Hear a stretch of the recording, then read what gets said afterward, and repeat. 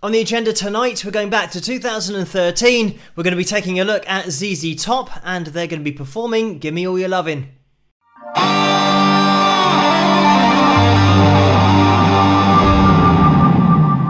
Hello, Phil here from Wings of Pegasus, and welcome to another analysis video. First of all, thank you for all of the requests for this video tonight. Following the sad news that Dusty Hill passed away a few days ago, we're going to be taking a look at a performance of theirs from the Montreux Festival, I do believe. Now, sadly, the video has been blocked on copyrights. It's one of those that we can't watch and enjoy together. So there's going to be a link in the description below, so you guys can click on that link and enjoy the performance. Come back here for the analysis, and I'll see you guys in the comment section. I'm just going to jump in here, and when we're talking about legendary three pieces, these guys have got to be way up there. Because of the sound they produce live, you forget that it's just three guys on stage. But I always say in my videos about the rhythm section, the drums and the bass being the foundation of any great band, any great live performance, as well as getting down a great performance in the studio. And these guys were no exception to that. And just putting Dusty under the spotlight here on bass, and the way that he said himself that his job, or he felt that his job, was to not be noticed when he's playing the bass. And that is very much the case about having a great band. If you don't notice the bass and the drums, then they are tight, and they're a great band. They've got a great rhythm section because they are the foundation of every single performance. And as soon as the drummer and the bassist aren't on the same page and they're not in the pocket and super tight, you know straight away, because it's like having a foundation that has cracks in it and water's just falling through the cracks. You can tell instantly when you're building your layers of the rest of your band on top of a solid foundation.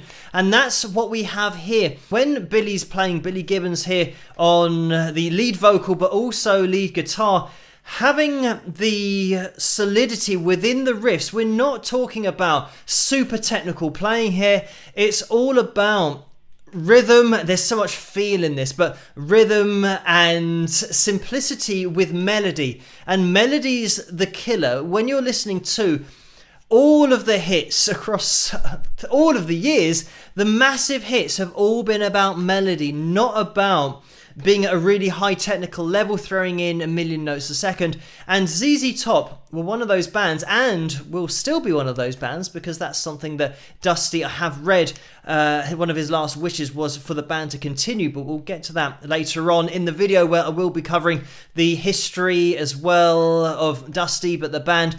But here, having the concentration on melody means that you can start getting into the riffs, the hooks, things that you can repeat in your head. If you're listening to a guitarist who's playing something that's really technical, the notes are too fast for you to be able to sing back. Whereas, especially this riff, it is so simple, but it's so good. And it's just repeated throughout the whole song, but it never gets old. And that's always the test of a great riff that has great melody to it. You can listen to it as many times as you want, and you never get bored of it. So we've mentioned about how important the solidity on the bass and that whole rhythm section is, but another major part of the band is the fact that Dusty had the ability to sing these harmony lines so accurately, so effortlessly as well. And when you analyse the notes that he's hitting, they are crazy, because in this performance we are going to be hitting a C5, the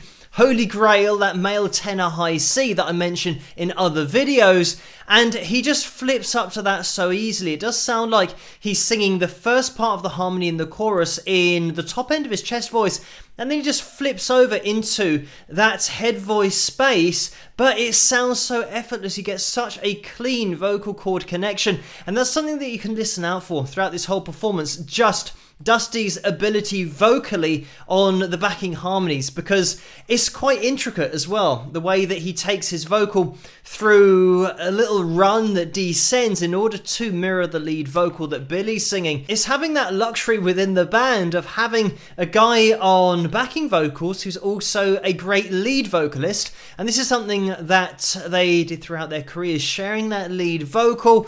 And the fact that his range just sits that little bit higher means that it complements Billy's voice so well when he's singing those backing harmonies. But then when he takes to that lead vocal himself, such a great voice just in his own right. So like I said, a real luxury to have two great lead vocalists in the same band, and considering there's only 3 of them in the band, they've got 2 lead vocalists, and most bands are just happy with having 1.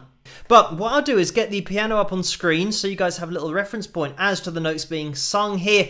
And Dusty, as you can see here, the male tenor high C, this is where he's hitting in the chorus, and actually throughout the chorus he's going pretty much down to, I think, A, around this kind of area, maybe even a flat, or no, probably a B flat, and then down to an A and a B flat, and then up to the C5 again. So just crazy range in order to hit that, because he's staying around that range throughout the chorus. He's not going back down to have a little rest. He's just really accurate pitch-wise as well. So he just seems like he's got fantastic vocal technique. So giving the example of the notes that he's hitting here in that first line, "Give me all your lovin', all your hugs and kisses too." That's the high C, as you can tell when I'm singing it, because I'm a baritone as well, so singing these notes in the male tenor range is very difficult. But then that second line where he comes in with "Give me all your lovin'," that little rundown, that is what is so impressive, because he's just doing this like it's second nature, and I'm sure it is to him. He might have one of those voices that would be classed as a tenor, just being a natural tenor in that range, but he's still hitting these notes perfectly and breaking down those notes. Again, you're not going to notice this, but he's singing "Give me all your lovin'," and he's doing a little rundown really quickly. You're just not aware of it. You can sit back and enjoy the song, the melody, the guitar work, and the hooks that are in there. Because it's so well executed, you're not ever aware of the technical ability vocally and on the guitar, all of these things that will fly under the radar, because you can just appreciate the art.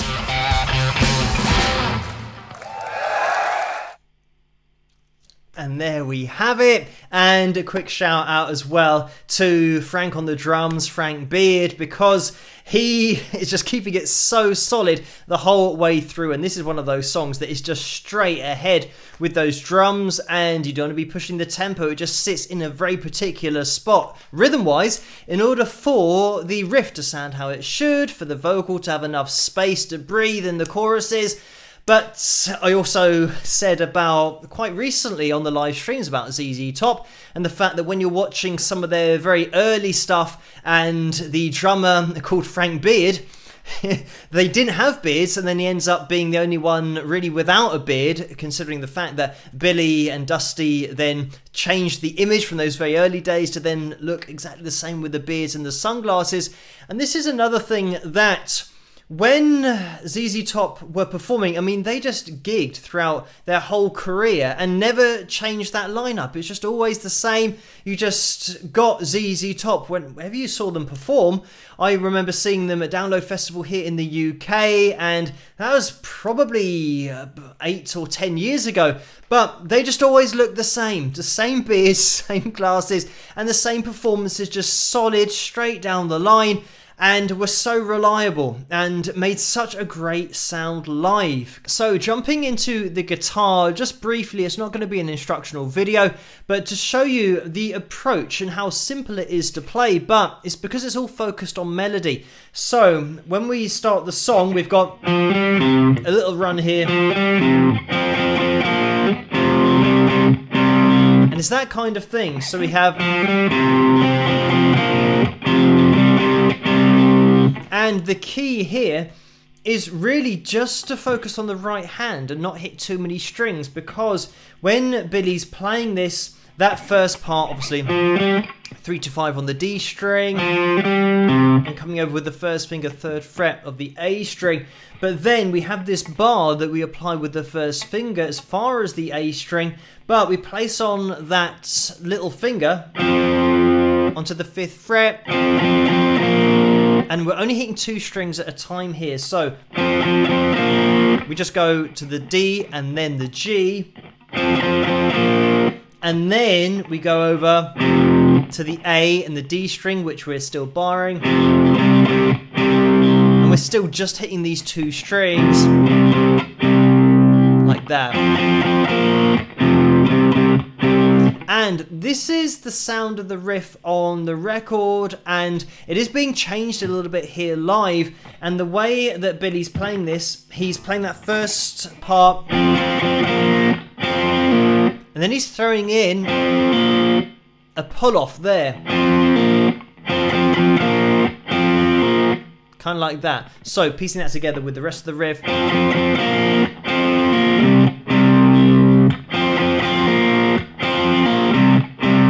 Kind of like that. So it means that we get 2 pull-offs. That's the first one. Second one, into the rest of the riff. And with that last part, you can see how I'm bringing my little finger over and being a little bit lazy with it, so that you mute the G underneath. So it means that even if you do accidentally hit that,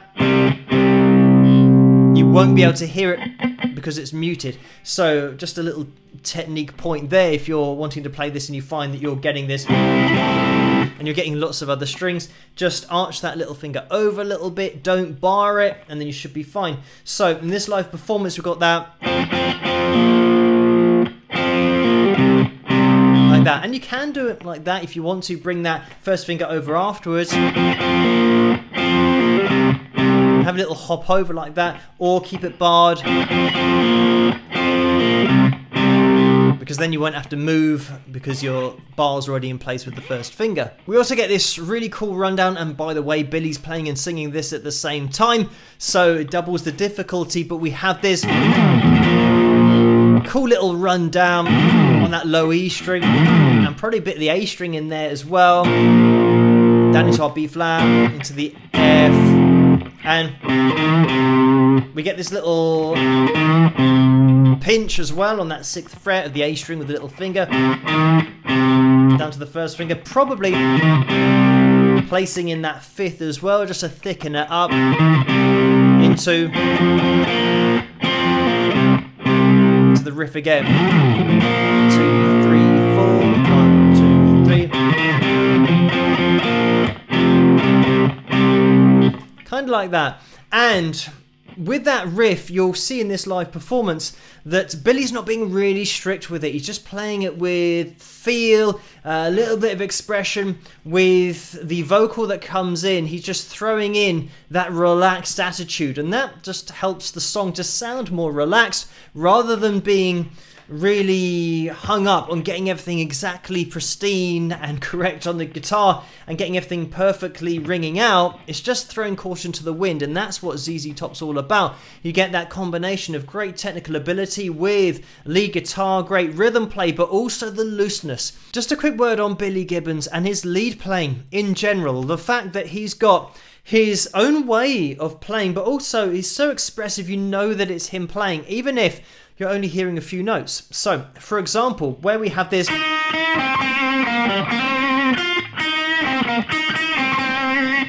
that kind of thing, it just sounds very Billy Gibbons, and I think it's that pinch with the first finger in this minor extended pentatonic shape that we're in C, the key of the song C. So that's where you want to be for this, and 4th fret of your B string, and just doing this double pick straight. And then the second pick comes in with that tiny little push, that little bend of the string.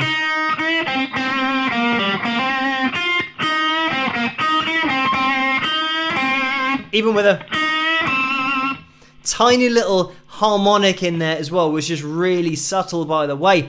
and he'll just throw those in now and again. He's got such a chunky tone here, and when you do hear that little hint of a harmonic, it sounds so cool. But just throwing together these little lines. I also love that little major fill that he plays in there when he slides up. I think it's at that point that we then ascend after that little fill. Let's see. Into... So now this is our... that shape 1. So, coming up here on 11th fret to 13th fret on the B string...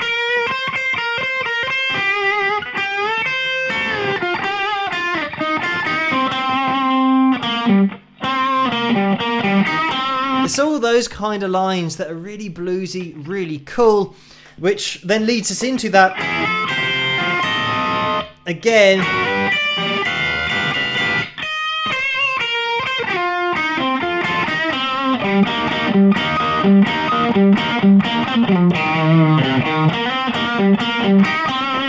And you can start throwing together these lines that just sound like Billy Gibbons, and I don't know what it is. It's just the way that when you navigate through this pentatonic shape 1, they just almost happen by themselves when you're playing along, or you've got the idea of this song in the back of your mind. Give me all your loving. These kind of lines that are really cool to play, but Billy Gibbons just had his own way of playing them, so that when you do play them on the guitar, it just sounds like it's one of his lines. And that's really difficult to do, considering the fact that you're just playing through a really basic pentatonic shape here. So it's just great playing with loads of personality in the playing as well, so that when you've worked through your lines of your...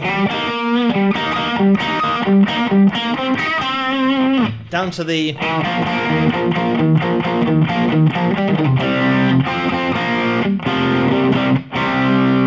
back into your chords, even with the... that is on that original record, the amount of control we have on the bends with vibrato at the top of the bends, and in the intro, you know, the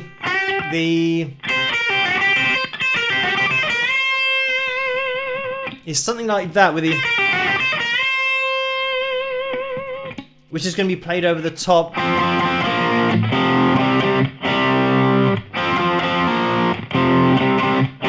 That little lead guitar line played over the top on the record, again, it's got great technique, great control of vibrato. So, like I said, loads of technique in there, but it's going to fly under the radar because it just is so under control and seems effortless. I do want to get into the history a little bit here with Dusty's history as well. The fact that when he was growing up, he was listening to a lot of the old-time blues artists and the classic blues artists such as Muddy Waters and Son House, and you can find Muddy on the channel here somewhere if you want to check that video out independently. But very much those blues players that the British invasion were inspired by hugely, and then took that sound back over to the USA. But having the inspiration of those blues artists when he was that young, it wasn't a normal thing for white kids to be listening to black artists, but he was heavily influenced by the blues, and he actually started out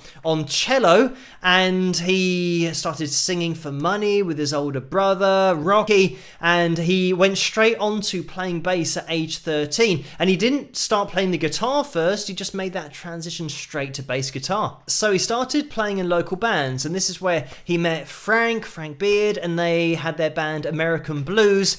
And he said himself, Dusty, that getting out and playing in front of people improves your ability level at your instrument very quickly because of the embarrassment factor of not being very good at your instrument. So he got out there, they started playing the Dallas-Fort Worth Houston circuit, and they were still playing with Rocky at this point, but then Rocky wanted to go in more of a straight blues direction, whereas Dusty wanted to go in more of a rock direction, something with a bit of an edge. So they relocated. Rocky went his separate way, and Dusty and Frank Frank relocated to Houston. This is the point at which they teamed up with Billy, and this is early 70s. We're talking 1971 when they released their first album, ZZ Top's first album. 1972 was Rio Grande Mud, and after that they had Tres Hombres in 1973. But on that previous album, Rio Grande Mud, they had their first charting single, that was Francine, and then on that next album they had Lagrange, which was part of that, and that was their first proper hit. But then Dusty sang lead vocal on their first top 20 hit, and that was Tush. And that turned out to be one of their most popular songs. So we mentioned about Dusty's vocal ability, his lead vocal ability, and on Tejas in 1976, he really showed that off. Also duetted with Billy on It's Only Love. So throughout the 1970s, they were very busy recording and touring extensively. They did have a break towards the end of that decade, and during that time, Dusty actually worked at an airport. It was Dallas Airport, just to keep himself grounded, no pun intended. They returned in 1979 with their album De Gallo, or De Gallo if you're pronouncing it in the Spanish way, but anyway, I think most people pronounce the L's, and they came back with this new image of having the beards and the sunglasses, and they had a couple of big hits with Cheap Sunglasses and Pearl Necklace. Dusty also appeared in multiple TV shows and movies. He was part of one of my favourite movie franchises, Back to the Future. He was in Back to the Future 3. And in the year 2000, he was diagnosed with hepatitis C. But in 2002, he was back out on the road and touring again. He was inducted into the Rock and Roll Hall of Fame in 2004, and that was as a member of ZZ Top. But like I said earlier, these guys were just touring all the time, getting their music out to their fans as much as possible. And it was just earlier this month that Dusty pulled out of the tour due to a hip injury, and up to this point it hasn't been reported on the cause of death. But something that has been reported was the fact that one of Dusty's last wishes was for Elwood Francis, the guitar tech on the tour, to take over on bass, so that ZZ Top would continue into the future with Elwood on bass. So it might be something that Dusty was expecting, and hence giving that last wish. But it still is a shock. I think it always is when you're talking about such well-known artists, musicians, and bands in general. Especially with these guys, they just always look the same, just with the beards and the sunglasses, always put on great performances. So the fact that they were just touring all the time, you just kind of think they're going to go on forever. But sadly, it's not the case, and we have to face up to the reality of life. But thankfully, we've got these videos and all of the albums and these kind of live performances that we can look back on to just see a top band, a top three-piece, just nailing it live and being so tight and just having faultless vocals. And that is something that certainly Dusty was a top vocalist, lead vocalist, backing vocalist, bassist as well. The fact that you don't even notice him because he was that good. But thank you guys for requesting this video tonight, and I'll see you guys at the next one.